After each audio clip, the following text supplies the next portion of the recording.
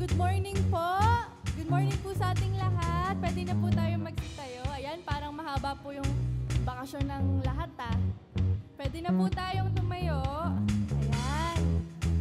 Yan, excited na po ba kayong mag-praise today?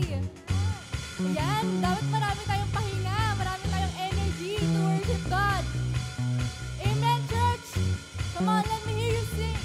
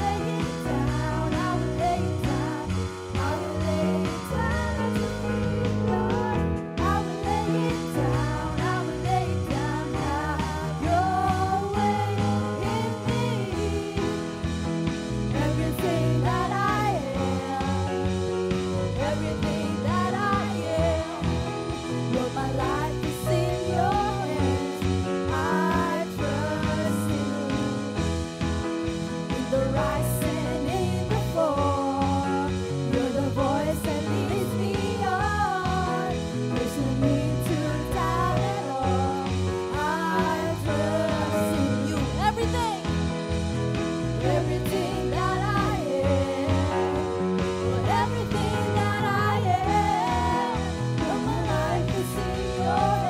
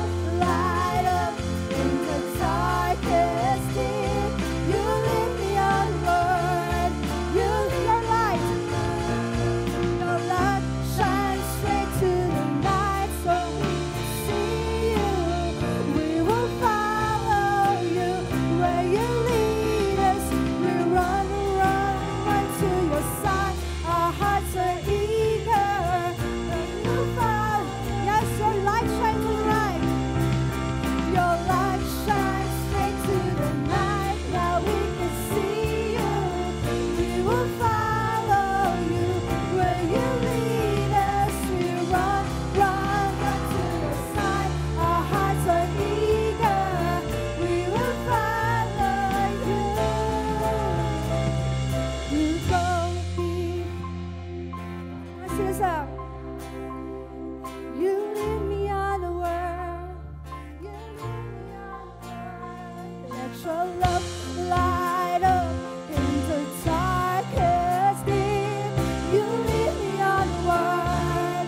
You lead me on the word. Go before me when I cannot see. You lead me on the word. You lead me on the word. Let your love light up in the darkest deep. You lead me on the word. You lead me on the word. On the word. On the word. On the word. Yes, Lord. We thank you, Jesus.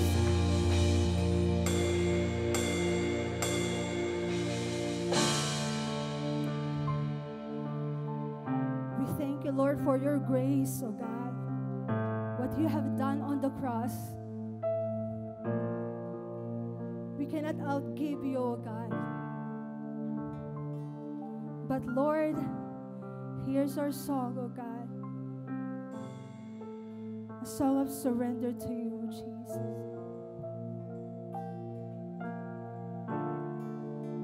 Set my eyes on you.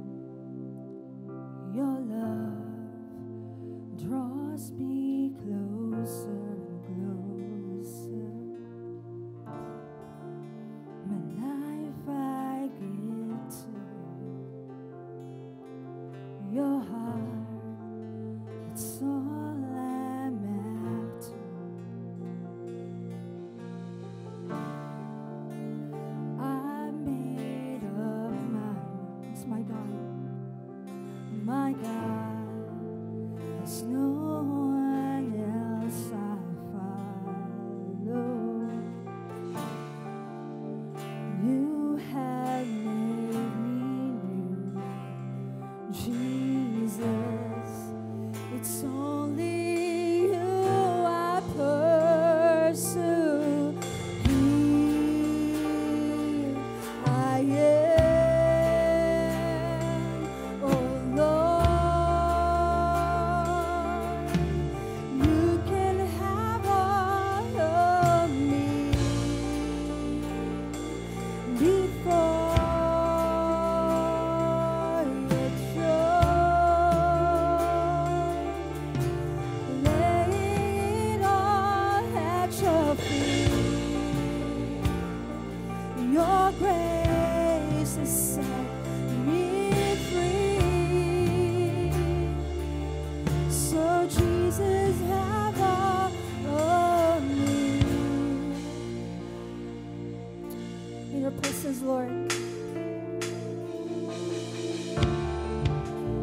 Presence, oh Lord.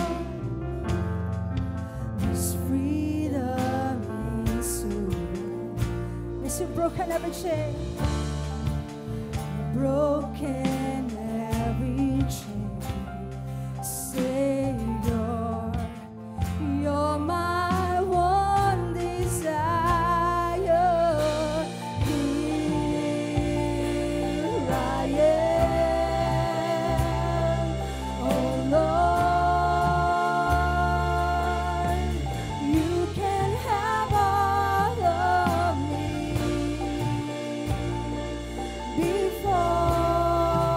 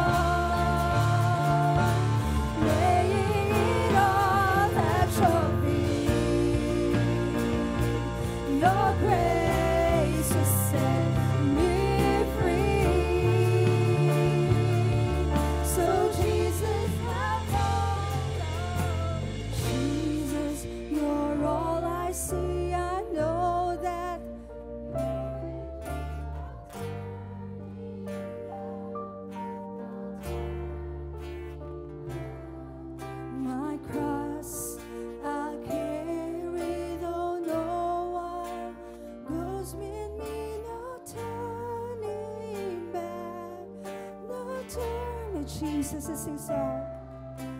Jesus, you're all I see. I know that you're with me, no turning back, no turning back. Yes,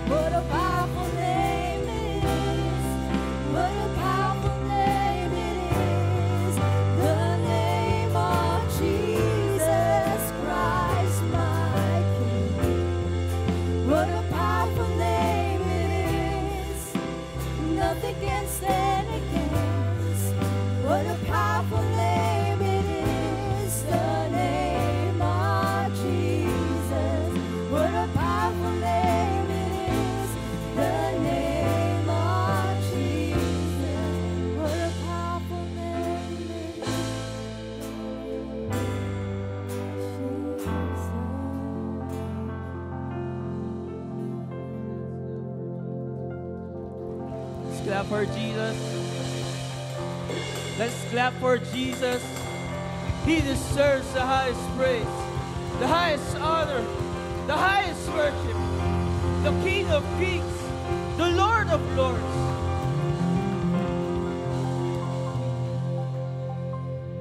His name is enough. His name is enough. The very name of Jesus gives us hope to look forward in the future, to give us strength, strengthen our faith whenever we encounter trials and challenges. As we celebrate Resurrection Day, gives us hope to look forward more. As we hold fast onto Him, even in the hardest of trials, we are able to hold on because we have Jesus, who is good and faithful. He is good and faithful. He is good and faithful. Remember that He is good and faithful. Lord, thank you. Thank you for reminding us that you are good and faithful. That your name is enough. That your name give us hope. That your name give us strength as we go along. Lord, continue to bless these people in their journey. Lord, thank you so much. We honor you and bless you. In Jesus' mighty name. And everybody say, Amen and Amen. Good morning po sa inyong lahat, mga kupuna po. Welcome to our 11 a.m. service, and I'm Nico, one of the servants here in church. And we do two things here, and that is to honor God and make disciples. So sabihin mo sa kaliwa mo, honor God, and sa kanan naman, make disciples. So this is not just a tagline, but this is the call of our church, and that is to make disciples. So we have a few announcements to make. So we have our church service schedule. So we have a service held in Walter Marquequinto, 8 a.m. So we have 3 services here in Victory Balagtas, namely 9 a.m., 11 a.m., 2 p.m. And we have in City Mall, 4:30 p.m. So don't forget to invite your friends and families as well. So we have also our prayer training every Saturday po yan, 9 a.m. here in Victory Balagtas. We get to know the full extent of prayer. So we're really encouraging everyone to be part of our prayer training every Saturday, 9 a.m. here in Victory Balagtas Center. And of course, we're really encouraging everyone to be part of a victory group. I think we have Get Connected cards sa inyong seats. If wala naman, meron po naman tayong Get Connected booth or discipleship booth. So we believe that you are not alone in your walk and you get to know Jesus more in a group context. So really encouraging everyone to be part of a victory group. And of course, I'm so excited to announce our Victory Weekend. It will be on May 9 and 10. So if you have your participants, don't forget to sign up your participant. And for further details, meron din po tayo doon sa Get Connected or Discipleship booth natin for more details. So again, Victory Weekend will be on May 9 and 10. So we have our QR code. You may scan this QR code for registration as well. For our sacrificial giving, will be in 2 Chronicles chapter 31 verse 5. Says here, as soon as the command was spread abroad, the people of Israel gave in abundance the first fruits of grain, wine, oil, honey, and of all the produce of the field. And they brought in abundantly the tithe of everything. Tithing is a command.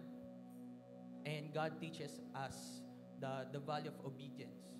And He also teaches us the heart of the generosity. And we give because we look in the finished work of Jesus. We are able to give is because He Himself gave Himself to us. So Lord, thank you for the ability to produce. Well, continue to bless these people as they go along. Continue to make them as a blessing to other people. Lord,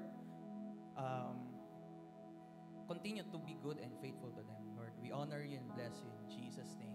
Amen and amen. So the ushers will be distributing the baskets. And of course, don't forget to smile as you give and enjoy the rest of the service. Thank you. I will lay it down, I will lay it down, I will lay it down at your feet, Lord. I will lay it down, I will lay it down, have your way in me. I will lay it down, I will lay it down, I will lay it down at your feet, Lord. I will lay it down, I will lay it down, have your way in me. I will lay it down, I will lay it down, I will lay it down at your feet, Lord. I will lay it down, I will lay it down, have your way in me.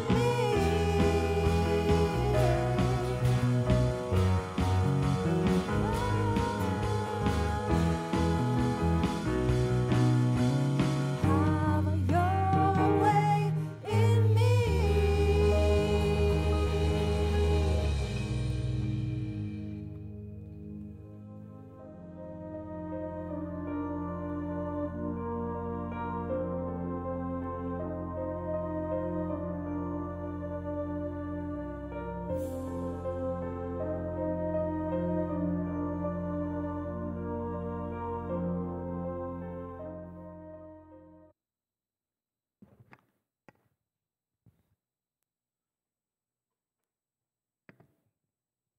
Tayo po tumayo para po sa pagbasa ng salita ng Diyos.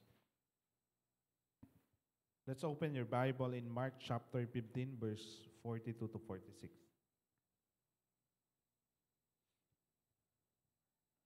In Mark chapter 15 verse 42 to 46, and when evening had come, since it was the day of preparation, that is the day before the Sabbath, Joseph of Arimathea, a respected member of the council who was also himself looking for the kingdom of God, took courage and went to Pilate and asked for the body of Jesus.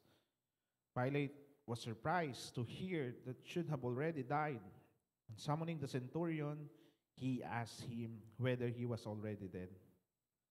And when he learned from the centurion that he was dead, he granted the corpse to Joseph. And Joseph bought a linen shroud, and taking him down, wrapped in the linen shroud, and laid him in a tomb that had been cut up to the rock. And he rolled the stones against the entrance of the tomb. This is the word of the Lord. Let's pray. Lord, we thank you, God, for today. As we continue to study your word, as we continue to meditate your word, Panginoon. Holy Spirit, that you will continue to refresh us, you will continue to guide us as we communicate, as I communicate your word with power. In Jesus' name, amen and amen. Makakaupo na po ang lahat. Magandang umaga po sa inyong lahat. Welcome po sa ating 11 a.m. service. And today, ay last week na rin po ng series ho natin ng Holy Week. Dahil patapos na rin po ang ating Holy Week ngayon pong linggo po na ito. Sino po sa inyo dito nagbakasyon ka? Lumabas kayo ng pamilya. Tingnan mo nga yung katabi mo kung mukhang nag-swimming yan. And again, as we talk about this series, ang title po natin ng Holy Week, yung binasa po nating kanina ay yung buhay po ni Joseph of Arimathea. And week 1, we talk about Simon of Cyrene. Ito pong Holy Week series po natin po na to, dalawang tao lamang po yung pinag-usapan po natin, si Simon of Cyrene at si Joseph of Arimathea. And as we talk about Holy Week, di ba, tayo bilang isang Christian nation, yung Holy Week para sa atin ay parang paulit-ulit na lang yung senaryo. Si Jesus namatay, pinatay, pinarusahan, hanggang mamatay siyang nasa cross. And may mga station of the cross na ginagawa. As a Christian nation, yung picture sa atin ng Holy Week ay iisa lamang, na may namatay na Diyos para sa ating kasalanan. But in this series, in this story, dalawang tao po yung inaral ho natin. Unang-una, si Simon of Cyrene. Di ba, pag narinig mo, sino ba si Simon of Cyrene? Baka si Simon of Peter, kilala ko. Tapos si Joseph of Arimathea, baka si Joseph the Dreamer o si Joseph, the father of Jesus, kilala ko. Pero ito, Parang hindi ko kilala tong mga to. At ito pong mga taong to, hindi po sila mga ganong kasikat, hindi po sila ganong kadalas na mention sa Bible, but malaki ho yung naging parte nung storya ho nila, yung ginawa ho nila, para ho masabi ho natin na talagang bubuo sa picture ng Holy Week na tinatawag ho natin ngayon. And again, last week we talk about the Simon of Cyrene. Si Simon of Cyrene, ang picture po niya, siya po ay from Africa, from the north, magse-celebrate ng Passover, bumalik ng Jerusalem, tapos nakita niya may kinukrucify. Tapos nakita niya, yung kinukrucify na to si Jesus, biglang nakita siya ng sundalo. At ang sabi ng sundalo, forcefully, ibig sabihin, puwersa siya. At sabi niya, pwede ba ikaw naman yung magbuhat ng cross? Kasi ang intention namin, mapahirapan to si Jesus Christ. Baka hindi na to makarating o maipako sa cross. Dito pa lang, mamatay na. Kaya ikaw muna yung magbuhat. And then we learn the story sa buhay po ni Simon of Cyrene na some of us, talagang natulak ka lang, napilit ka lang, na hindi mo naman talaga intensyon na maging Kristiyano, but because of the situation, because of the challenges na nangyayari sa buhay mo, bigla kang natulak upang na-curious ka, sino ba si Jesus? Sino ba si Jesus? Hanggang lumalim yung pananampalataya mo at nakita mo yung sarili mo ngayon. Just like Simon of Cyrene, buhat-buhat mo na rin yung mission ng cross. Na dati, nanunood ka lang, na dati audience ka lang, pero ngayon, nagpa-participate ka na sa mga bagay na pinapagawa ho sa atin ng Panginoon. And today, we're gonna talk about Joseph of Arimathea. And mamaya, malalaman natin, sino ba tong si Joseph na to? But before we start, have you ever said, sayang, dapat ginawa ko yon? Naranasan niyo na po ba sa buhay niyo to na parang nasabi mo sa sarili mo, sayang, sana ginawa ko to. Maybe, nag-exam ka, tapos yung exam mo, hindi pumasa, tapos sabi mo sa sarili mo, sayang, sana nag-review ako. O maybe naman, may pinapagawa sa yung advice o may binibigyan ka ng advice ng magulang mo or tinutulungan ka niya na mapaayos yung buhay mo pero hindi mo kinoconsider yung counsel, yung advice ng mga magulang mo. Lahat ng nangyari, yung sitwasyon mo ngayon, napahama ka. And then napunta ka sa sitwasyon na sayang, sana sinunod ko yung mga magulang ko. Hindi sana ako na ganito. Or maybe, yung sayang na dapat ginawa ko, di ba, sayang, dapat, ito, lagi ko po itong naririnig, kung nabubuhay pa siya, sana ginawa ko ang lahat. Sana hindi ako naging pabigat. Kung maibabalik ko lamang yung oras, sayang, kung buhay pa sana si tito, si tita, o yung mahal natin sa buhay, lagi natin naririnig yun eh, nasabi ko sana kung gaano siya kamahal. Kung gaano namin siya kamahal at kung gaano ho siya kaimportante sa buhay ng bawat isa. Pag iniisip niyo po, bilang isang Kristiyano, marami po sa buhay ho natin, yung sayang moment, yung parang, sayang, sana ginawa ko to. Sayang, sana nakinig ako sa victory group leader ko. Sayang, sana nakinig ako sa taong may concern sa akin. At alam niyo po, ito po yung sayang moment. As we talk about sayang, ito po yung naramdaman po ni Joseph of Arimathea. Because for the longest time, si Joseph po, makikita ho natin dito sa storya po na to, si Joseph ay parte ho siya ng council. Parte ho siya ng Sanhedrin. Parte ho siya nung kung saan grupo niya yung humatol para i-persecute, i-crucify si Jesus. At after namatay ni Jesus, yung sayang moment niya, sayang, kung buhay pa sana si Jesus Christ, kung nung nabubuhay pa sana si Jesus Christ, sayang, sana may ginawa ako. Sana naglingkod ako kay Lord. Sana nung malakas pa siya, napagtanggol ko man lang siya. Sayang, sana nung nabubuhay pa siya, may ginawa ako para kay Jesus.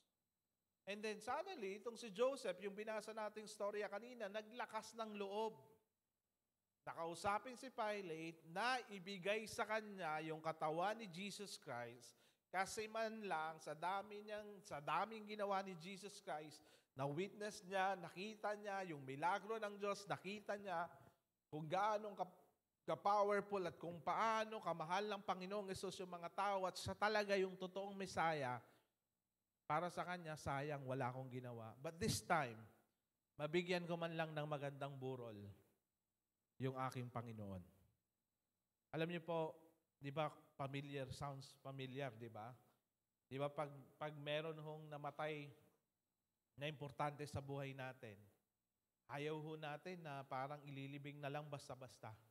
Dahil importante yung tao sa atin, gagastusan natin at gagawin natin lahat ng pamamaraan para mabigyan ng magandang burol yung taong nawala sa atin. In the same way, ganun ho yung picture po nung storya po na to. Gusto ho ni Joseph na mabigyan lamang ng magandang libing kasi pag kriminal, pinako sa cross, wag naman na hayaan na lang kung saan na lang ibaon si Jesus o kung saan na lang itapon. Then para sa kanya, yung sayang moment niya, malibing ko man lang to ng ayos. Kaya ang ginawa ho niya, kinausap po niya si Pilate. And then, sino ba si Joseph of Arimathea? Di ba? Si Joseph of Arimathea, parang magaling sa math teacher. He is a respected member of the Jewish Council.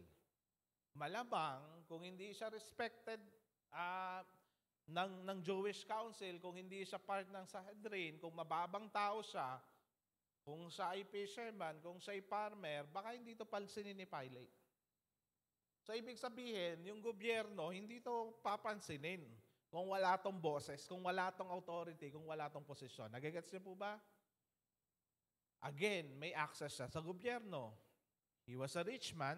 Makikita natin yan sa Matthew chapter 27, verse 57. At higit sa lahat, siya'y well-respected and honorable. Ibig sabihin, yung taong to, respetado. Yung bang pag nakikita mo pa lang, lahat ng sasabihin niya, importante. Lahat ng gagawin niya, importante. Kasi kilala tong taong to. May power to, may position to, at higit sa lahat, meron siyang pera. Kaya hindi basta-basta yung taong to. Pero ang tanong, bakit nung buhay si Jesus, ang ganda ng profile mo eh. Baka kung ikaw ay lumabas at nag-testify ka, baka nasave pa si Jesus. Pero bakit ngayong patay na siya, iriris mo yung pagiging miyembro ng Jewish Council, iriris mo yung pagiging rich man, bakit yung patay na siya, iriris mo lahat sa buhay mo? And that is my question. Why would someone risk everything for Jesus after He died? Kaya pag inisip mo, bakit ko ibibigay lahat-lahat, isusurrender lahat sa Panginoon kung patay na siya? Because pag ginawa ni Joseph to, pwede siyang ma-identify. Ma-identify siya ng publicly, identifies him, mas separate siya from other religious leaders, at higit sa lahat, ma-expose yung faith niya. Kumbaga, kung may aggressive na disciple, ito ay silent disciple. Ito yung mga silent lang sila. Bakit silent? Hindi nila pwedeng malaman na Kristiyano tayo, baka mapahamak tayo. Kaya silent lang sila. Why? Kasi pag tumayo sila at nanindigan siya para kay Jesus, baka ma-expose yung faith niya.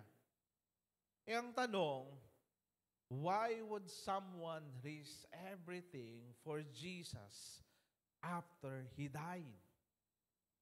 Maybe may nangyari sa buhay ni Joseph, kaya willing siya to risk everything, willing siya to give up everything para lamang mabigyan ng magandang libing si Jesus. Kasi wala na siyang pakialam sa karir niya, wala na siyang pakialam sa narating niya, wala na siyang narating sa position niya, ang importante sa kanya ngayon. Yung pananampalataya niya kay Jesus. But why? Was it guilt? Maybe nagigilty siya. Yeah, even tayo, di ba? Pag may guilt sa puso mo, anong response natin? Ang respond natin, may gawin tayong maganda para sa tao kasi nagigilty ka. Parang napagalitan mo, may nagawa kang masama, o may ginawa kang mali. Kaya gusto mong magbalik kay Lord. O yung iba naman, hindi naman siguro guilt, baka was it conviction? Maybe after hearing everything about Jesus, witnessing about the Jesus, reading about the Torah, maybe siya talaga yung Messiah. Kaya that's why may conviction siya. O was it faith? O dahil matagal na niya itong inaantay, tapos nung dumating na, wala man lang silang ginawa. Kumbaga, kaya nga siya naging Sanhedrin, expert siya sa law, alam niya yung batas ng Jewish community, alam niya about the Torah, alam niya na may iniintay silang Messiah, at ngayong dumating na yung Messiah na to, alam niya mismo sa sarili niya na ito yung matagal na nilang iniintay, pero bakit parang wala siyang ginawa? And that's why, yung storya po ni Joseph of Arimathea, ito po yung picture na parang kala mo the end na ng buhay mo. Yung akala mo nagkaroon na ng period yung buhay mo. But because sa kanyang pananampalataya, yung akala niyang ending na, the end na, may next chapter pa pala. Alam niyo, as we talk about the resurrection and the life of Joseph at Arimathea, alam niyo, pag may matinding nangyari sa buhay mo, may mensahe ang kamatayan. Maybe may importanteng mahal ka sa buhay na namatay. Alam mo yung buhay mo, biglang parang nagkakaroon ng toldok. Yung bang nagpo-pause, parang ang saya-saya mo, ang ganda-ganda ng plano mo, ang dami mong gustong gawin, but because of this situation, but because of this strategy, may nawala sa pamilya mo na importante sa buhay mo, parang teka lang, biglang nag-pause yung buhay mo. Huminto yung mundo mo. O maybe, ang ganda ng plano mo, ang ganda ng karir mo, tapos bigla kang natanggal sa trabaho. So, nangyari, parang nagkaroon ng, teka lang, parang nagkaroon ng pause yung buhay mo. Or maybe, some of us, ganda ng plano mo, ganda ng karir mo, tapos biglang may nagkasakit sa pamilya. All of a sudden, yung buhay mo huminto. At pakiramdam mo, the end na. And actually, hindi lang si Joseph yung may ganitong pakiramdam, but even the disciple of Jesus Christ ay hindi na makita sa chapter na to. Wala ka nang mabasa, wala ka nang makitang storya. Why? Because a lot of them ay nagtago-tago na kung saan na nagpunta. Why? Because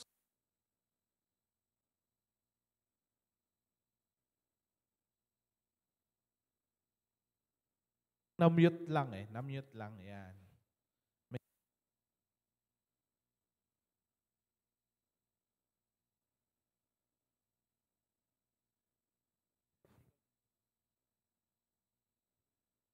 Yan. Sound check. Yun. No, sige po. Yan. Salamat. Wireless. Again, nagkaroon po ng pause yung buhay po nila because namatay na si Jesus. And a lot of us, may mga ganun hong pagkakataon na because of the problems, discouragement, failures, after failures, pakiramdam natin, hindi na tayo welcome sa Diyos at pakiramdam natin, hanggang dito na lang yung kaya natin gawin at wala nang mangyayari sa buhay natin. Alam niyo, yan po mismo yung nangyari sa mga disciple at kay Joseph. Akala nila the end na. Akala nila wala nang mangyayari sa karir nila. Akala nila hindi na sila mananalo ulit. Akala nila wala na silang future. But because of their faith, nagkaroon po ng another chapter sa buhay nila. At tingnan mo natin ngayon, ano yung ginawa ni Joseph. Alam niyo, minsan, binibigyan po tayo ng Diyos ng lakas ng loob kahit na pakiramdam ng mundo ay huli na ang lahat. Totoo po yan. May mga pagkakataon na sinasabi ng paligid mo, tapos na, dead na, wala ka nang mararating, tapos na yung karir mo, matanda ka na, wala ka ng karir. Alam mo, sometimes, dun pa magbibigay ng lakas ng loob ang Panginoon sa'yo. para patunayan na yung security sa buhay, yung pag-asa sa buhay ay hindi nakadepende sa mga bagay na kaya mong gawin o narating mo o certificate na hawak-hawak mo, pero yung pagpapala at pag-i-extend ng storya ng Diyos sa buhay mo ay nakadepende sa Kanya. Kailangan mo lang manampalataya. Because para kay Joseph, matagal na akong tahimik. Matagal na akong walang sinasabi, matagal na akong nananahimik at hindi ko man lamang siya napagtanggol o hindi ko man lang siya napanindigan. But point number 1 is this: God still uses the silent. God still uses the silent. Tingnan ho natin yung Mark chapter 15 verse 42 to 46. In verse 43, sabi po niya dito, Joseph of Arimathea, a respected member of the council who was also himself looking for the kingdom of God. Ibig sabihin, matagal na siyang naghahanap, matagal na siyang nananampalataya na yung kingdom ni Lord ay bumaba na sa mundong to para masagip yung bansang Israel at matigil na yung kahirapan na nangyayari at kapahamakan na nangyayari sa mundo pong ito. And the Bible is saying, si Joseph, a respected member of the council, he was a Sanhedrin. Yung Sanhedrin po, makikita natin dito in Luke chapter 22 verse 50 to 51, he did not agree with their plan, but he didn't speak about it now. Ibig sabihin, kanina, in-explain ko na po ito, sa Sanhedrin, ibig po sabihin po nito, siya yung nag-execute. Siya yung humatol, yung grupo nila yung humatol. Pero the Bible is saying, he did not agree with their plan. Makikita natin yan sa Luke chapter 23. But, he also didn't speak up. So, ibig sabihin nito, parang may mali. Hindi ka nga nag-agree na i-crucify si Jesus Christ, pero hindi ka nagsalita. Hindi ka nga sumang-ayon, pero hindi ka nagsalita. Na-experience nyo na po ba yon? And the Bible is reminding us today, may mga pagkakataon na nilalagay tayo ng Diyos sa sitwasyon na nasa upuan kang yan, nakaupo ka, at nakikinig ka sa group of people. Sinisiraan yung tao, sinisiraan yung victory group leader, chinichismis yung pastor. Pero sa pag hindi natin pagsalita, habang sinisira ang ating simbahan, tayo po'y pumapanig sa kanilang sinasabi. So hindi porket hindi ka nagsasalita, ay wala kang kinalaman. Because dadalhin ka po ng Panginoon sa lugar, sa isang sitwasyon na kung saan ikaw lang ang Kristiyano. At magkakaroon ng usap-usapan doon na hindi naman totoo yung Diyos na yan. May ibang totoong Diyos. Hindi na uso yan. 2025 na, hindi na natin kailangan magsimba. Hindi na natin kailangan magdasal. Kasi gabi na yung technology. Umasa na lang tayo sa AI. Umasa na lang tayo dyan. Hindi na natin kailangan ng Diyos. May mga pagkakataon na mananahimik tayo. May mga pagkakataon na hindi ka makapagsalita. Pero alam mo sa puso na mali yung sinasabi nila. Alam niyo, pag nalagay ho tayo sa ganong sitwasyon, hindi ka man nagsalita, hindi ka man nag-agree, pero lahat ng sinasabi ng kausap mo, anything na pangit, anything na hindi ka sang-ayon, pero pag hindi ka tumayo at nagsalita, ibig sabihin lang nun, i-communicate mo sa kausap mo na tama yung sinasabi niya. Kaya si Joseph, masakit sa kanya to.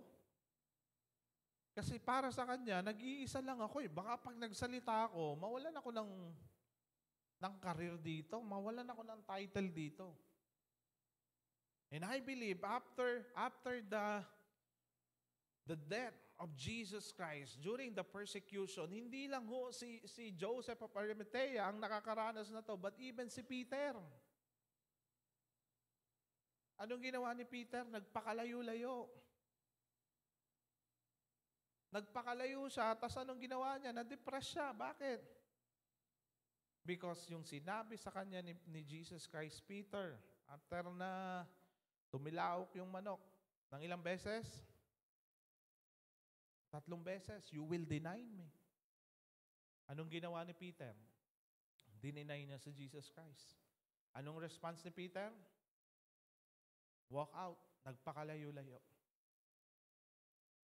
But in this story, pinapakita sa atin ng Panginoon, may mga pagkakataon ho na nananahimik tayo.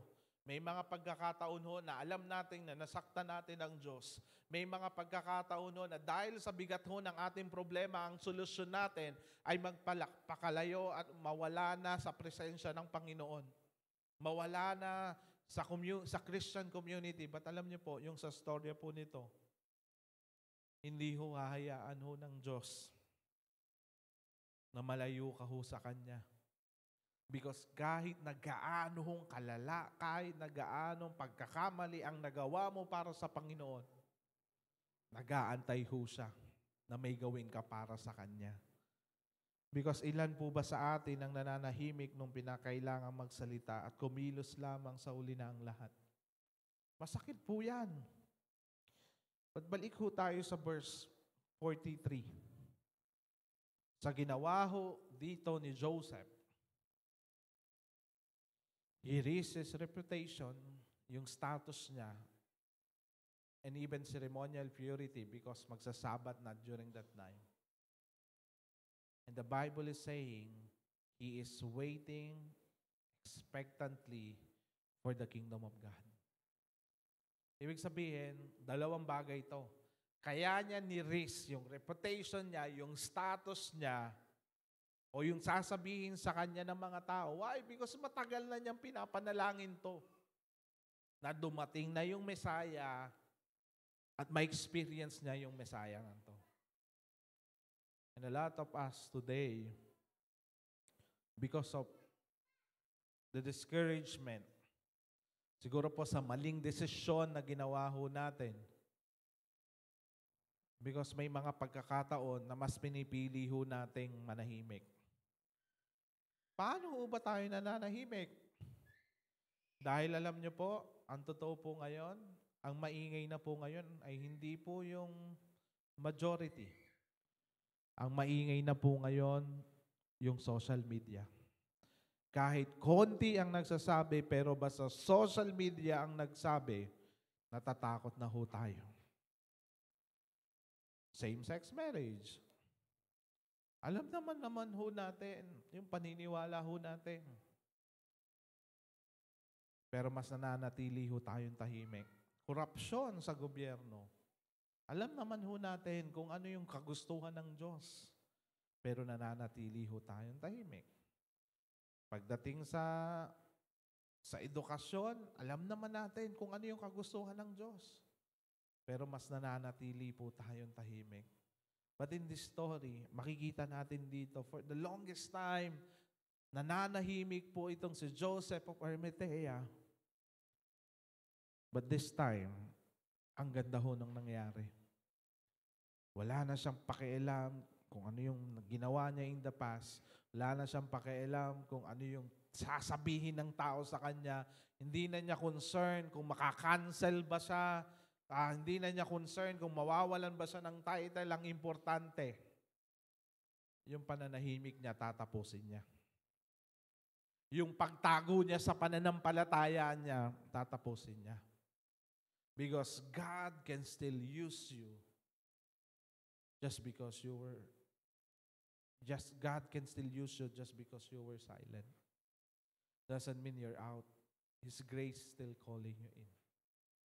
Sa story po ni Joseph, pinakita po sa atin ng Panginoon, God can still use you. Kahit na po nananahimik ka, kahit na po ayaw mo magsalita, kahit po secret lang yung faith mo, maniwala ka, darating ang panahon, God can still use you. Hindi porket ho, may ginawa kang mali, you're out. Hindi porket po, nasaktan mo ang Diyos, you're out. Hindi porket po, hindi ka tumayo sa iyong pananampalataya, you're out. Hindi po porket, hindi kayo nanindigan sa inyong pananampalataya, you're out. The Bible is reminding us, His grace is still calling you. May grace ho na tinatawag. At paulit-ulit na sinasabi ho sa ating lahat, hindi dahil nagkamali ka, the end na ng buhay mo. Hindi dahil nawalan ka ng trabaho, the end na ng buhay mo. Hindi dahil may nawalang importante sa'yo, wala nang gagawin ng Diyos sa buhay mo. Hindi dahil hindi ka nagsaserve sa ministry, nag-a-attend ka lang ng online service, nag-a-attend ka lang ng church, pero wala kang connect sa community. God is saying to you, just because you were silent doesn't mean you're out. Hindi porket di ka maingay, hindi ka nagagamitin ng Diyos. May gagawin pa rin po ang Diyos sa buhay mo. And the Bible is saying in Ecclesiastes chapter 3 verse 7, there's a time to be silent and a time to speak. The Bible is reminding us today, this time, it's time for us to speak.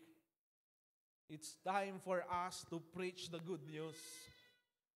It's time for us to tell the story kung ano yung ginawa ho ng Panginoong Jesucristo sa buhay ho ng bawat isa. It's time for us to speak the plans of God in our lives. It's time for us to declare the Word of God.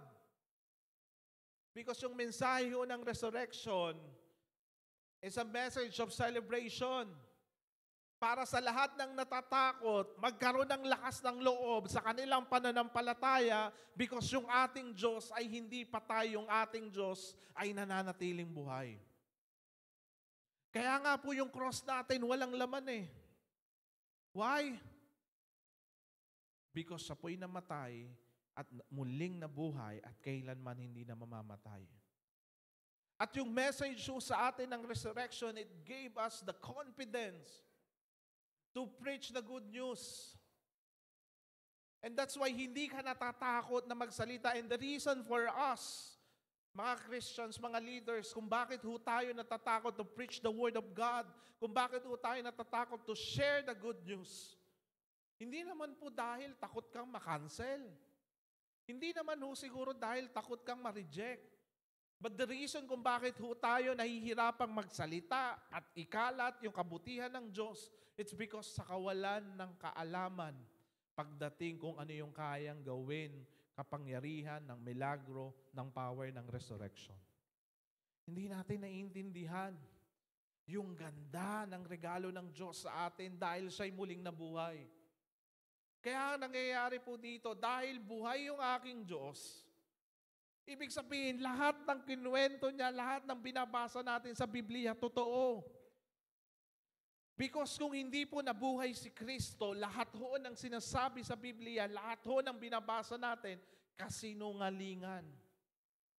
Pero dahil siya'y nabuhay, ito'y pagpapatunay na siya'y totoong Diyos at ang kanyang mga plano ay totoo. Na ang bawat salita na binitawan niya ay totoo. Why? Kasi nga nabuhay siya eh. Kung meron po kayong panghahawakan, yung panghabang buhay o yung panandalian, kung meron po tayong Diyos na sasambahin, yung Diyos na nananatiling buhay o yung Diyos na patay na at inaalala lang nila, kahit po hindi nakapag-aral, madali hong sagutin yon. Kung meron ka hong panghahawakan, kung meron ka hong pagkakapitan, eh malamang yung buhay. Dahil yung buhay may kayang gawin. Yung buhay kaya magmilagro, yung buhay na hindi na mamamatay kailanman. Kayang ayusin yung buhay mo. Pero yung patay, hindi ko alam. Baka kinakausap mo lang yung sarili mo. Kaya kung may kakapitan ka, buhay versus patay, doon ka sa nabuhay. Pero ang sinasabi dito, kung naiintindihan mo yung kapangyarihan ng resurrection, yung pagkabuhay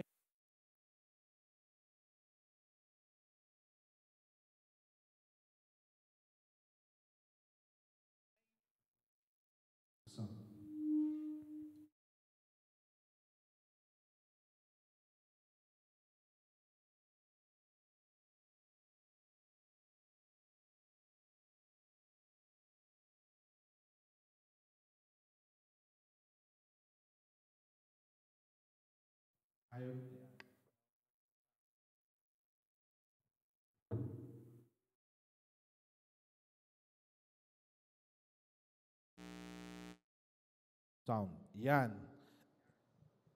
Hindi na to malulobat. Balik tayo. Kung naiintindihan niyo po yung implikasyon ng pagkabuhay ho ng Diyos, maniwala ho kayo. Hindi na ho kayo malulungkot kailanman. Malulungkot kayo, pero yung pagkalungkot nyo may pag-asa. May mawawala sa buhay natin, pero may pag-asa. May makakasakit sa atin, pero may pag-asa. May mga bagay na hindi nangyayari agad-agad sa buhay natin, pero may kapayapaan. At dahil ho yun sa kapangyarihan na dala-dala ng Panginoong Jesucristo. So ngayon, anong sinasabi ho dito? Kung nakiintindihan mo yung implikasyon at yung dala-dala ng resurrection ng pagkabuhay ho ng Diyos, wala hong pagkakataon na kailangan ho nating manahimik. Dahil yung pagsasalita ho natin, dahil yung paninindigan ho natin ay hindi ho nakabase sa mga bagay na inaral natin, hindi ho nakabase sa mga bagay na sinasabi natin, pero nakabase ho yun sa kayang gawin ng Panginoon.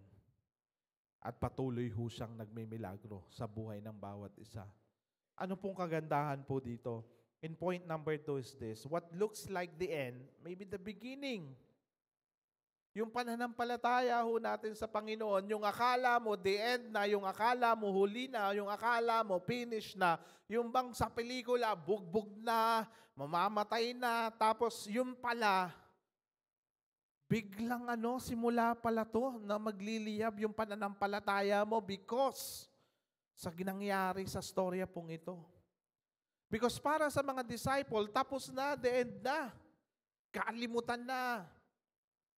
Kumbaga, yung mission natin, hindi natin na-accomplish, takbuhan na. Sagipin na lang natin yung buhay natin. Why? Because natalo na eh. Natalo na yung masters natin eh. Natalo na yung Diyos natin. But because sa ginawang action ho, in verse 15, 44, Mark 15:44, yung ginawang action po ni Joseph of Arimathea is this: nabuhayan ng loob yung mga disciple. Nabuhayan sila ng loob. Oh, kala ko tapos na. May pag-asa pa pala. Because ang reality, may lumabas na isang mayaman na influential na leader na lumalaban para sa pananampalataya niya kay Jesus. Yung akala nilang tapos na, yung akala nilang wala na yung pananampalataya nila, eto may biglang sumulpot na isang leader na mayaman, na influential. At higit sa lahat, may access sa gobyerno. At ngayon, yung mga disciple, nag-ignite yung fire nila. Because Pilate was surprised to hear that he should already died. So the question now is this: bakit na-surprise si Pilate? Sabi niya dito, sa Tagalog, na-surprise si Pilate nung nalaman niyang patay na si Jesus. So bakit siya na-surprise? Anong ine-expect niya? Ine-expect niya buhay pa? Ine-expect niya na hindi pa agad ito mamamatay? So para makasigurado, sabi niya, siguro baka nanloloko lang to si Joseph. Because even until now, marami nagsasabi na hindi raw nabuhay si Jesus Christ. Ninakaw lang daw ng mga disciple ni Jesus Christ yung bangkay. But looking at this, sinasabi rin niya na hindi raw totoong namatay si Jesus. Pero tingnan niyo yung storya. Si Pilate, na-surprise, bakit siya namatay agad? At para makasiguradong patay na si Jesus, anong ginawa niya? He summoned the centurion. Yung centurion po, hindi po yung suit-suit nyo ngayon.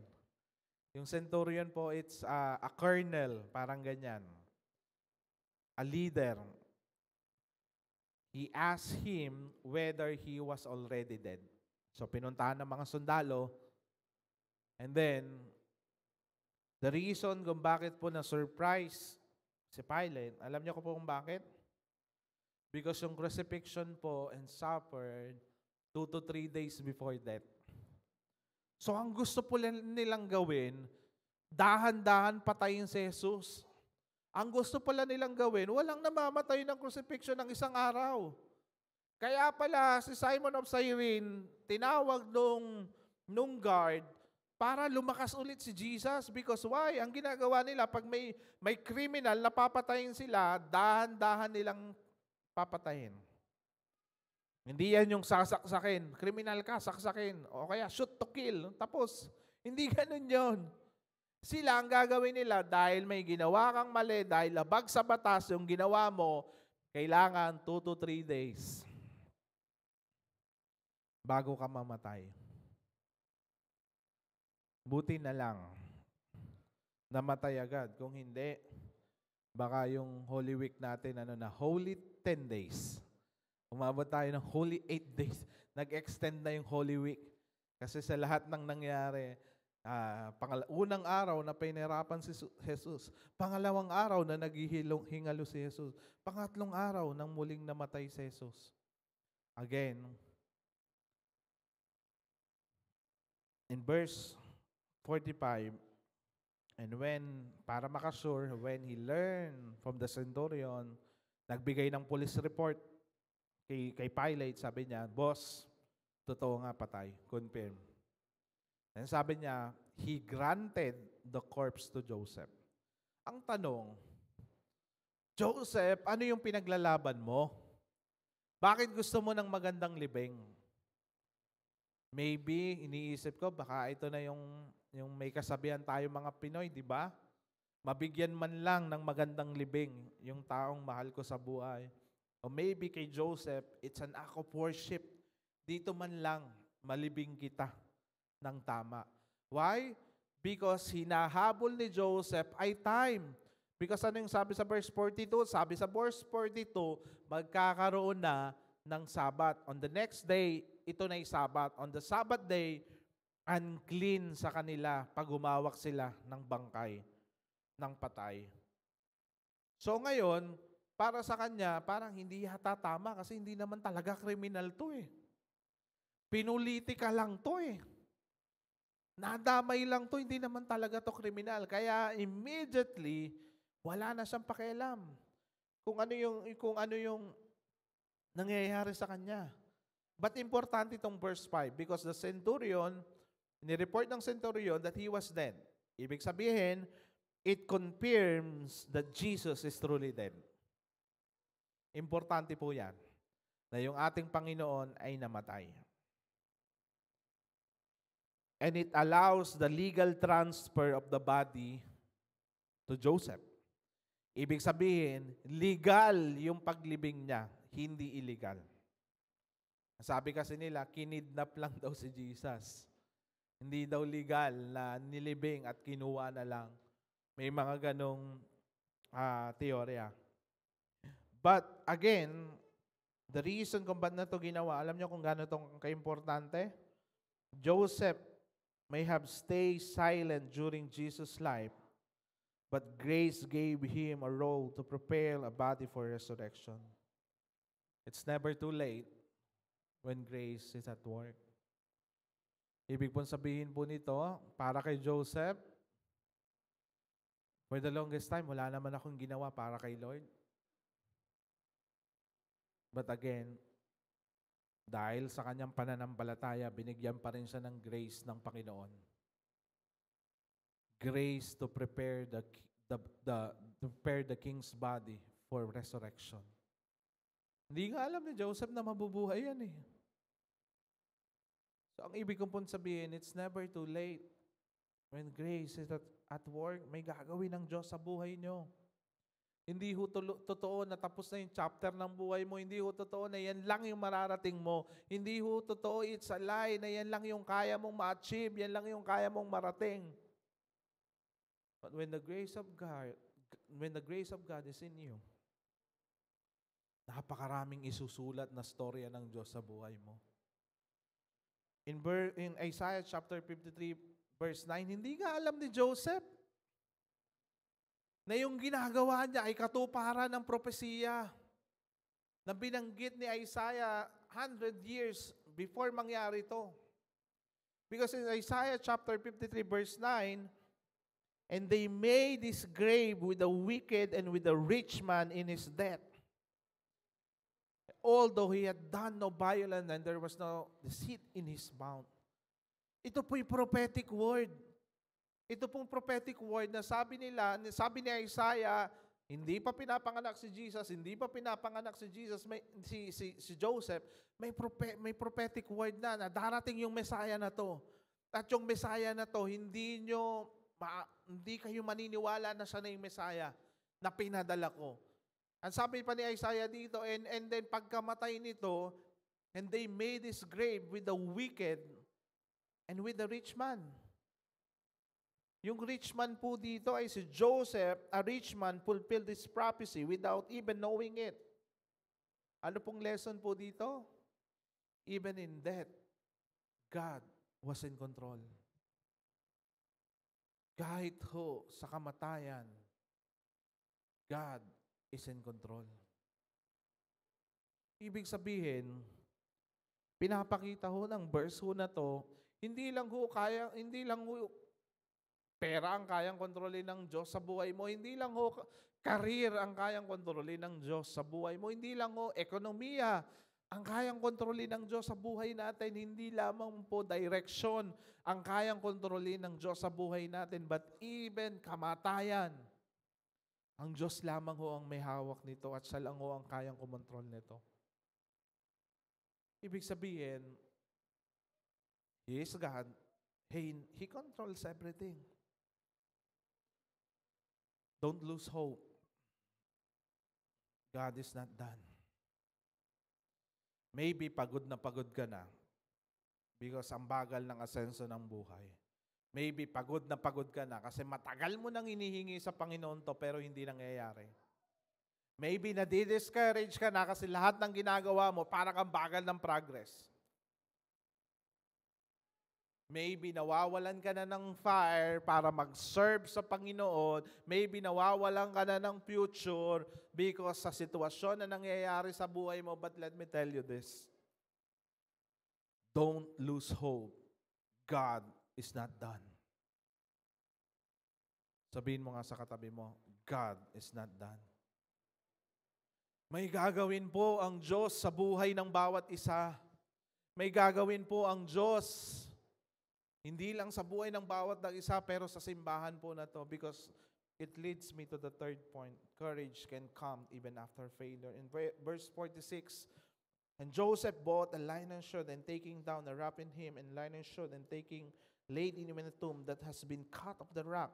And he rolled the stones against the entrance of the tomb. And when you see this, it was an honorable burial Joseph gives to Jesus. At yung burial elements ho, na ginamit ho dito ay pangmayaman. Diba, ngayong week, malungkot ang lahat. Kasi wala nang himala. Nawala na yung himala. Namatay ho si Nora Honor. Kaya wala nang himala. But nakita niyo yung burol niya, talagang grabe yung bulaklak, sariwa lahat. Talagang pangmayaman yung burol. At yung ginawa daw ni Joseph, dito sa burol ni Jesus, pangmayaman. Because yung sarili niyang musileo, yung dapat paglilibingan niya, may sarili siyang musileo, di ba? Si Joseph, pinagamit niya kay Jesus. At sabi niya, yung mga ginamit daw dito, ibang klase. Libingan ng mga hari. Can I ask the music team as we wrap up this? And after that, makikita natin dito, he publicly honors Jesus. Because wala namang libing na secret. Pag nilibing mo, may makikilibing dyan, may makakakita dyan. At in fact, kumbaga tayo, pag may namatay, pupunta tayo ng mayor's office at ano yung hihingi nating permit? Burial permit. Ibig sabihin, meron siyang burial permit para ilibing si Jesus. Dahil pumayag si Pilate. Anong ibig sabihin nito? He publicly honors Jesus. Ibig sabihin, dahil sa pag-honor niya kay Jesus, dahil sa paggawa niya ng tama kahit pakiramdam niya huli na, inalala siya ng susunod na henerasyon, hindi para sa pagiging silence niya, but for His bold love for the tomb, for Jesus. Alam nyo, for the longest time, tayo po'y nananahimik sa ating panampalataya. Pero ang tanong ko po sa ating lahat ngayon, paano nyo po ba kayo gustong alalahanin ng susunod na henerasyon? Paano po kaya? Ano po ba yung gusto nyong sasabihin sa inyo ng inyong mga anak, ng inyong mga apo, ng inyong kapitbahay pag kayo'y wala na sa mundong to? Ayan, si Nico, masakit sa ulo yan. Ganyan talaga ugali niyan. Tigas ulo niyan kaya ganyan yan. O gusto mong maalala ka, si Nico, isang architect, iginibap lahat-lahat para sa Panginoon. Pero ang nangyari sa buhay niya, siya'y isang naging magaling na architect, pero hindi lamang naging magaling na architect, pero naging magaling din na pastor na naglilingkod sa susunod na henerasyon. Because that's the reality. When we publicly declare that Jesus is our Lord and our Savior, ang kapalit po nito ay maaalala tayo ng susunod na henerasyon na mahal natin si Jesus, period. Isa lang po ang gusto kong maalala sa atin ng susunod na henerasyon as we plant churches, as we build churches, as we go here every Sunday. Mahal natin si Jesus, period. Ayoko pong balang araw pag-uusapan tayo ng susunod na henerasyon. Ang Victory Church na yan, mayayaman lang tao dyan, pero mga walang utak pagdating sa Biblia. Yung mga taga-Victory Church, mayayaman lang dyan, mukhang gwapot, mukhang artista lang, pero ang reality, walang pakialam yan sa mahihirap. Walang pakialam yan sa Diyos. Nagsisimba lang yan. Pagkaalis na ng simbahan, gagawa ng mali. Alam niyo, para matanggal ho yung ganong salita ho sa atin, para ho hindi tayo maging ganong simbahan, para ho hindi tayo maging kulto, isa lang ho yung gagawin natin. Let's continue to honor God in public. That's the point. Kasi pag hindi ka nahihiya na ideklara ang ating Panginoon sa public place, aalalahanin ka ng kapitbahay mo, aalalahanin ka ng anak mo, ng apo mo, hindi isang magaling na tatay, hindi lamang isang magaling na nanay, but because isang taong mahal ang Diyos. Alam niyo po ba, when you publicly declare and honor Jesus, maniwala po kayo, may nakikinig at may nanunood. Because para kay Nicodemus, Lord, kabayaran to ng pagkakamali ko. I'm gonna declare, and I'm gonna be bold, and I'm gonna be proud na ililibing kita sa libingan ng mga bayani. And I don't care kung ano yung sasabihin nila sa akin. Ang importante, mabigyan kita ng magandang libing. But alam nyo, sa ginawa ho ni Joseph po na to, may na-amaze. Because in John 9:39, si Nicodemus, a Pharisee, a teacher of the law, an expert to the law, who earlier come to Jesus by night and come bringing mixture of myrrh and aloes, about 75 pounds in weight. Sa translation po ngayon, milyong-milyong halaga yung nilalagay niyang mixture of myrrh and aloes. Because nung nabalitaan to ni Nicodemus, sabi niya, teka lang, ako din, marami akong pagkakamali. Babawi ako. Magsisimula ako. At dahil sa pananampalataya ni Joseph of Arimathea, may nakarinig, may nakabalita Anong nangyari? Nagkaroon ng royal burial practice. At ang amazing dito is this. Because of their faith, Jesus died like a criminal. But He was buried like a king. And that's why ngayon pong umaga pong ito, even when He thinks it's too late, God still invite us into His plan. Even when we think it's too late to act, God still invite us to His plan. Will you accept it? Will you accept it? Because ang plano lang naman po ng Panginoon, siya yung maging bida sa buhay mo. Ang plano lang po ng Panginoon, makonvince ka na may power yung resurrection. At dahil may power yung resurrection sa kanyang pagkabuhay, yung pangarap niya, kaya mong buhayin. Yung wala ka ng pag-asa, nanlata ka na, kaya ka niyang bigyan ng bagong kalakasan. Yung na-discourage ka sa sakit na narinig mo because meron kang malalang sakit, kaya ka niyang i-restore.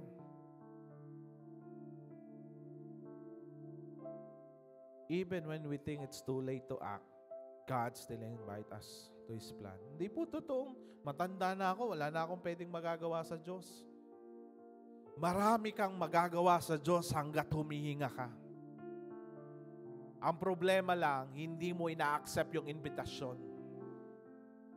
And it's time for us to accept the invitation of Jesus Christ. Na siya yung maging Diyos, maging Savior, maging Hari ng buhay natin. Because alam niyo po ang mensahe ng resurrection? Jesus went to the grave, but He didn't stay there. He called us to rise with Him, no matter how far we've been fallen. Gaano man tayo nadapa o nung nadapa ka, nanatili ka ng nakadapa. Because of the resurrection, God is saying to all the disciples, to all the witnesses, totoo ako. At dahil totoo ako, tumayo tayo sabay-sabay. At dahil nasaksihan nyo na buhay ako, mangarap kayo ulit. Ikalat nyo ang kabutihan ko. Ikalat nyo ang pagmamahal ko dahil gusto ng Panginoon sa pagbangon niya, sabay-sabay niya tayong makakasama. Huwag kang manatili nang ikay nananatiling nakadaba. Failure, it's not falling down. It's staying down. Pag nanatili kang nakasababa, na nakadapa, yun ang failure. Pero ang sinasabi ng Panginoon, tumayo ka lang. Maniwala ka lang. May pag-asa, may milagro. Because ang reality, Joseph buried Jesus, not knowing he was preparing a tomb that would be empty in 3 days. What looked like a defeat was actually a setup for a resurrection. God is saying to all of us today, yung nangyayari sa buhay mo, hindi ka pinahihirapan ng Diyos. Yung nangyayari sa problema mo, hindi kagustuhan ng Diyos yan. Yung failures after failures, yung discouragement, yung anxiety na nangyayari sa'yo, sinasabi ng Panginoon, alam mo anak, may tinuturo ako sa'yo. At gusto lamang ng Panginoon na maintindihan mo kung ano yung tinuturo niya. Because darating ang panahon, sasabihin mo sa sarili mo, Lord, sinet up mo lang pala ako. Sinet up mo lang pala ako because mas maganda ang plano mo kaysa sa plano ko. I remember nung ako po yung naging Kristiyano, isa lang naman po yung pangarap ko eh. Yumaman, maybe mag-abroad, magnegosyo. Never po akong humawak ng mic dahil hindi ko kilala. And I was athlete during that time, but what happened to me is this. Napunit yung ugat ko sa aking legs. Una left, pero pinilit ko pa rin. Kaya naman ang gamot, kaya naman ang injection. Sumunod naman right. And dumating yung panahon na hindi ko na kayang tumayo. And I was asking God, Lord, ba't nangyayari sa buhay ko to? Isa lang naman yung gusto ko, isang probinsyano na makapagtapos ng pag-aaral, makatulong sa pamilya, pero bakit ganito yung nangyari sa akin? Alam niyo po kung bakit? Kasi sa oras na wala na akong pag-asa, sa oras na wala na akong plano, doon ko nakilala ang Diyos. And the Spirit is impressing in me, if you have Jesus, you have everything. If you have Jesus, you have everything. And during that time, I don't understand. Because ang buhay ko ay hindi si Jesus. But fast forward, after 15 years, iniisip ko, salamat Panginoon. At pinilay mo ako. Kasi kung hindi mo ako pinilay, baka 3 na asawa ko. Kung hindi mo ako pinilay, baka iba na direction ko. Kung hindi mo ako pinilay, baka hindi ako pastor o wala ako sa simbahang to. Yung buhay na nangyayari sa akin ngayon, malamang hindi nangyayari to kung hindi mo ako pinilay. And I was shocked when I was reading the Psalm 23, ang sabi doon, He makes me lie down in a green pasture. Alam nyo ba, ang ginagawa ng Panginoon sa makakulit na tupa? Binabalian ng buto at dinadala sa green pasture para nang sa ganon, hindi na mawala sa green pasture. I'm not saying na babalian kayo ng Lord. I'm not saying na mapapahama kayo. Ba't ang sinasabi ko? Yung akala ko na plano ko ay tama. Pero nung sinimulan kong nagtiwala ako sa Diyos, nasabi ko, salamat. Pride lang pala lahat ng nasa puso ko. And that's why ngayon pong resurrection, Jesus didn't stay in the grave. He rose. So that even those who were once silent can now live boldly. It's time for you to act and to preach the Word of God. Simple lang naman. Sabihin mo lang, mahal ka ni Jesus. Simple lang naman, pag may sakit, sabihin mo, pwede ba kitang panalangin? Pag may birthday, pwede ba kitang panalangin? Ang sinasabi ko po sa inyong lahat, kung ikaw po'y nadi-discourage sa buhay, kung ikaw po'y down na sa buhay mo, huwag ka pong mag-give up. Because He still writes your story. Hindi pa tapos ang Diyos sa buhay mo. That's why may mga pagkakataon na naiiyak po ako, nalulungkot po ako. Alam niyo po kung bakit? Kasi importante sa Diyos ang buhay ng bawat isa. Nasasaktan po ako pag may mga taong tumigil ng mangarap. May mga taong ayaw nang magtiwala sa Diyos. At higit sa lahat, may mga taong gustong magpakamatay. Because of the pressure na binibigay ng mundo. But the Bible is reminding us today, He still writes your story. Hindi pa nagpo-pause ang Diyos sa buhay mo. May gagawin ng Diyos sa buhay mo dahil importante ka sa Kanya. Ibinigay nga niya yung buhay niya para sa atin eh. Alam niyo ba yung dahilan ba't kailangan niyang mamatay? Dahil sa buhay natin. Yung buhay natin ay importante sa Kanya. Yung buhay natin, when you go back to Genesis chapter 2, chapter 3, isa lang po ang role ng tao to worship Him, to bring glory to Him. And that's our purpose, that's our goal. Na mag-worship sa Diyos. That's why kung gusto mo nang tapusin yung buhay mo, kung gusto mo nang sirahin yung buhay mo, wag mo ituloy. Because He still writes your story. Hanggat may pananampalataya ka, may milagro mangyayari sa buhay mo. Kaya mo pang gumaling. Kahit na sinasabi ng doktor na hindi ka nagagaling, He still writes your story. Kahit na sinasabi ng doktor na hirap kang magkaanak, maniwala ka. Kung mundo nga ginawa niya, kung yung buhay nga na buhay niya, kaya kanyang bigyan ng anak.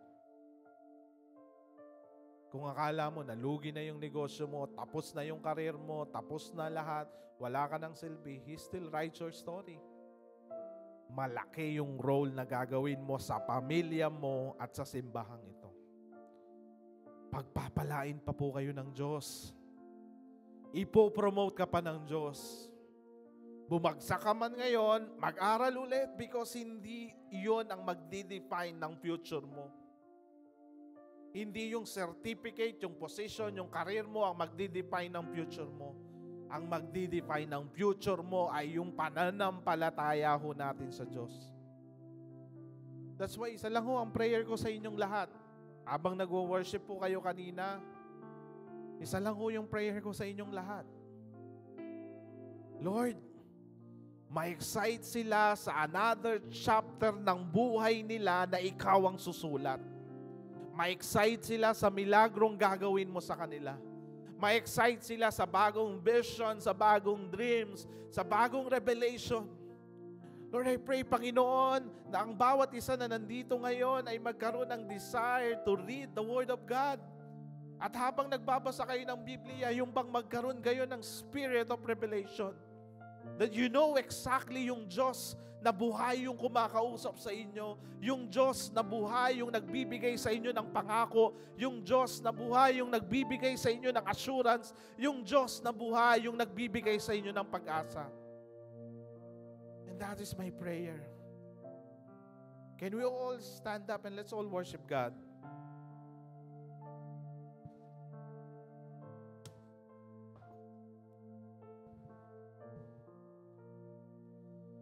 Can we all raise our hands, Panginoon, as we worship you once again? Thank you, Panginoon. Thank you. Because ikaw yung Diyos na nabuhay muli, proving that you are the Son of God. Lord, I pray, Panginoon, as we worship God once again, recharge us by the power of the Holy Spirit. Refuel us, Lord, once again. Kung for the longest time, nananatili kami tahimik, hindi kami makakanta, hindi kami makapag-serve, hindi kami makapaglingkod sa iyo, Panginoon. Today, Panginoon, refresh us and remind us na malaki yung plano mo sa buhay ng bawat isa. Lord, I pray, Panginoon, that you will reveal, Lord, the dreams, the plans, the revelations na gagawin mo sa kanila, Panginoon, as we worship you once again. Because I believe, Panginoon, as we worship you once again, ito lang yung sinasabi mo sa kanila, anak, yung pangarap na meron sa puso mo, hindi galing sa iyo yan. Galing sa akin yan. At tuparin mo at mangyayari yan. Yung pangarap mo sa pamilya mo, nagmula sa akin yan. Kaya gawin mong lahat ng kaaya-aya para sa akin dahil mangyayari yan. Yung pangarap mong maglingkod sa bayan, hindi galing sa iyo yan, galing sa akin yan. Yung pangarap mong yumaman, galing sa akin yan. Yung pangarap mong maging athlete, maging professional athlete, galing sa akin yan. Kaya galingan mo dahil hindi ako susuko at hindi ako hihinto bilang isang Diyos hanggat hindi nangyayari ang plano mo, ang plano ko sa buhay mo. Lord, this is our prayer, Panginoon, as we surrender everything to you. Let your will be done. Your will be done. In Jesus' name, amen and amen and amen.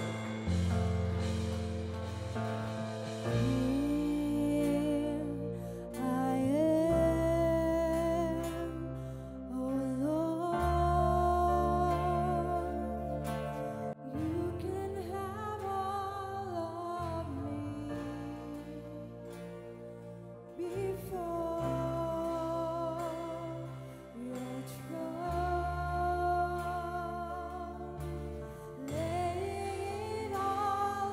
your feet. Your grace has set me free. So Jesus, have all. Here I am. Here I am. Oh Lord, you can have all of me. Yes, before it's wrong. Before your throne, lay it all at your feet. Your grace has set me free. So Jesus,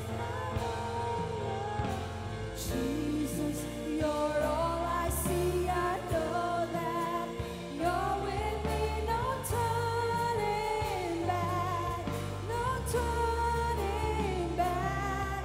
My cross I carry, though no one goes with me. No turning back, no turning. Jesus, let's declare to God. Jesus, you're all I see. I know that you're with me. No turning, yes, no turning back. Oh, my cross I carry, though no one goes with me. No turning back, no turning back. Here I am, so Lord, have all of us, oh God. You can have all of me. Before your throne, lay it all at your feet. Your grace has set me free. So Jesus, sing it before God. Jesus,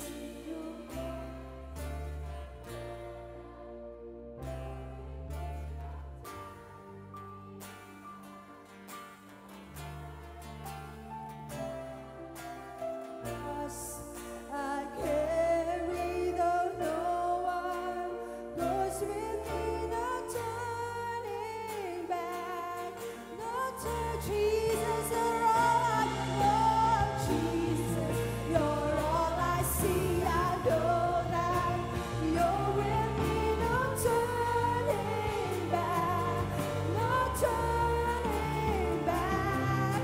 My cross I carry, though no one goes with me. No turning back, no turning back.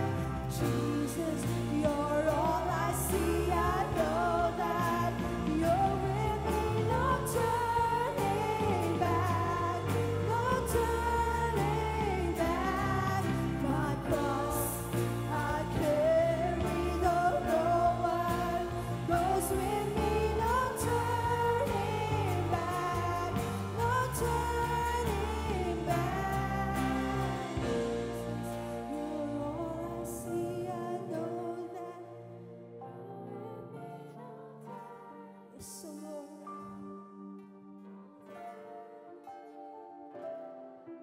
My cross I carry.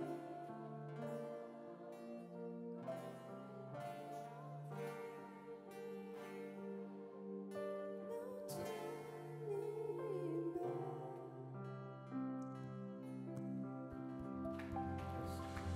Lord, this is our prayer, Panginoon. Lord, there's no turning back. Lord, thank you for reminding us. Lord, na hindi na naman namin kailangan bumalik pa sa dati naming buhay. And this is our prayer, Panginoon.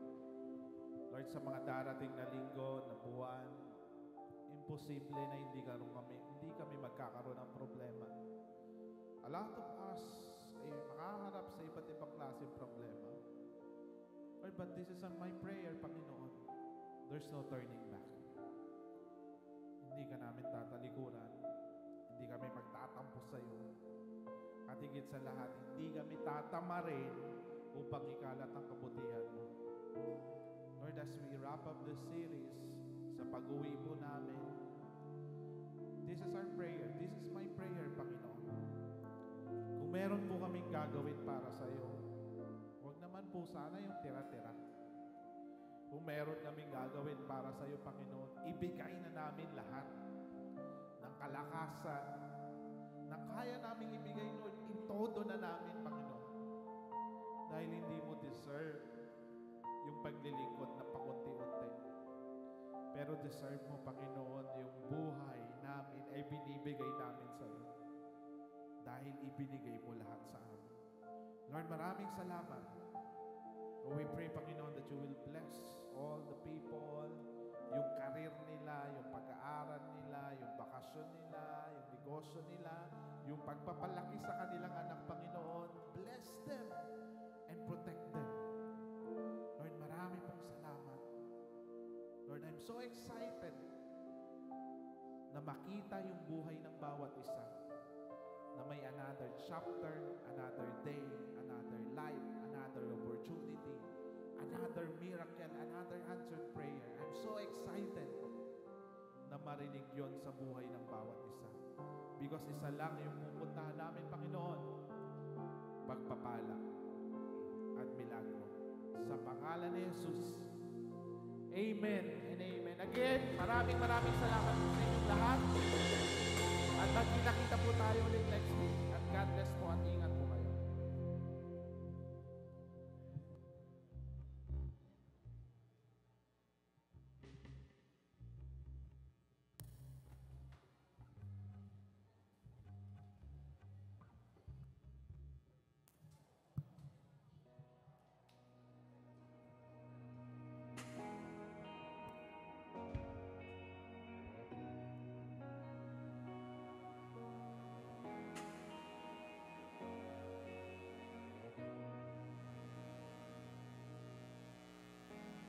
Curse and laugh, do not fight. 1,000 men yell, crucify.